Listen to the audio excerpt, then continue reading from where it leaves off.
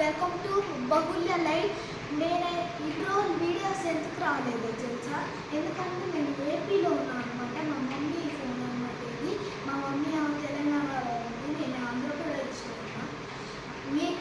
మీరు ఆంధ్రప్రదేశ్లో ఎలక్షన్ జరిగింది కదా, ఎవరు గెలుస్తారో చెప్పండి. ఇప్పుడు నా టైం వచ్చేసి ఎంత అయిందో తెలుసా?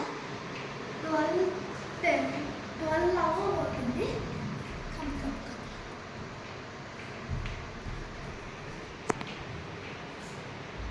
ఇప్పుడు